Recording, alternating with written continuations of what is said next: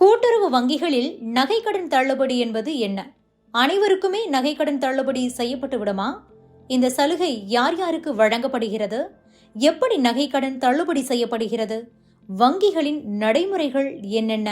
இந்த பதிவில் பார்க்கலாம்.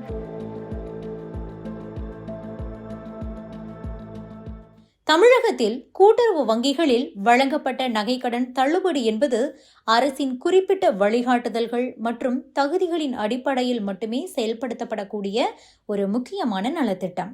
இந்த தள்ளுபடி சலுகை அனைத்து நகைக்கடன்களுக்கும் தானாக வழங்கப்படுவதில்லை. மாறாக நலிவடைந்த பிரிவினர், சிறு மற்றும் குறு விவசாயிகள் உள்ளிட்ட தகுதியானவர்களுக்கு மட்டுமே அரசாணையில் குறிப்பிட்டுள்ள நிபந்தனைகளின் அடிப்படையில் வழங்கப்படுகிறது.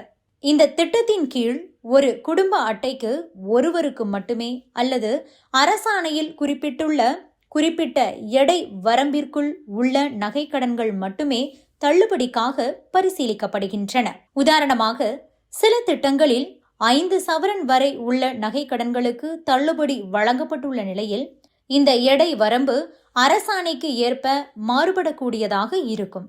மேலும் அரசாணையில் குறிப்பிட்ட தேதிக்குள் எடுத்த நகைக்கடன்கள் மட்டும்தான் தள்ளுபடிக்கு தகுதி பெறும். கடன் பெற்றவர் உண்மையில் தகுதியானவரா என்பதை உறுதிப்படுத்த அவரின் குடும்ப விவரங்கள் விரிவாக ஆய்வு செய்யப்படுகின்றன. குறிப்பாக குடும்ப உறுப்பினர்களில் யாராவது அரசு பணியில் உள்ளார்களா, வருமான வரி செலுத்துகிறார்களா அல்லது கூட்டுறவு சங்கங்களில் நிர்வாக பொறுப்பில் உள்ளார்களா என்பது சரிபார்க்கப்படுகிறது. இத்தகைய பொருளாதார வசதி அல்லது அதிகார நிலை கொண்டவர்களுக்கு பொதுவாக இந்த தள்ளுபடி சலுகை வழங்கப்படுவதில்லை. தள்ளுபடி நடைமுறையின் போது சம்பந்தப்பட்ட கூட்டுறவு வங்கி அதிகாரிகள் மற்றும் தணிக்கை குழுவினர் அந்தந்த வங்கிகளில் உள்ள கடன் ஆவணங்களை முழுமையாக சரிபார்க்கின்றனர். கடன் பெற்ற தேதி, கடன் வழங்கப்பட்ட நோக்கம், அடகு வைக்கப்பட்ட நகையின் எடை போன்ற விவரங்கள் அரசாணையில் குறிப்பிடப்பட்டுள்ள நிபந்தனைகளுடன் ஒப்பிடப்பட்டு சரிபார்க்கப்படுகின்றன. இந்த விவரங்கள் அனைத்தும் கணினிமயமாக்கப்பட்டு ஆதார் எண் மற்றும் குடும்ப அட்டை எண்ணுடன் இணைக்கப்படுகின்றன.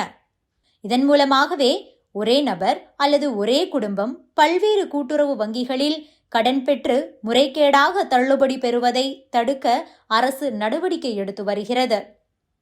அனைத்து சரிபார்ப்புகளும் முடிந்த பிறகு தகுதியான பயனாளிகளின் இறுதிப்பட்டியல் தயாரிக்கப்பட்டு அந்தந்த கூட்டுறவு வங்கி கிளைகளில் வெளியிடப்படுகிறது.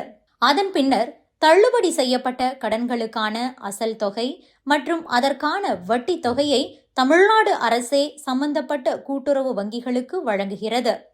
இதன் மூலம் பயனாளிகளின் கடன் முழுமையாக முடிக்கப்பட்டதாக பதிவு செய்யப்படுகிறது. இதன் பிறகு பயனாளிகள் தங்களது அடையாள சான்றுகளுடன் சம்பந்தப்பட்ட வங்கி கிளையை அணுகி தேவையான நடைமுறைகளை பூர்த்தி செய்து தங்களது நகைகளை திரும்ப பெற்றுக் கொள்ளலாம்.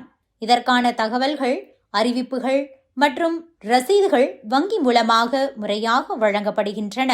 இந்த முறையின் மூலம் தகுதியான பொதுமக்களுக்கு நேரடியாக நிவாரணம் கிடைப்பதோடு கூட்டுறவு வங்கி அமைப்பின் வெளிப்படைத்தன்மையும் உறுதி செய்யப்படுகிறது.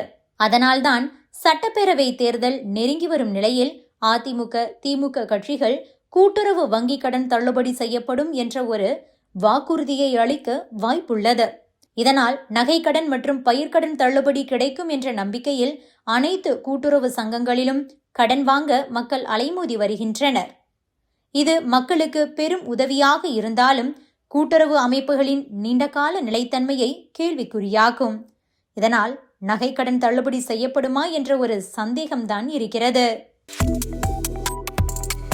Subscribe to One India and never miss an update.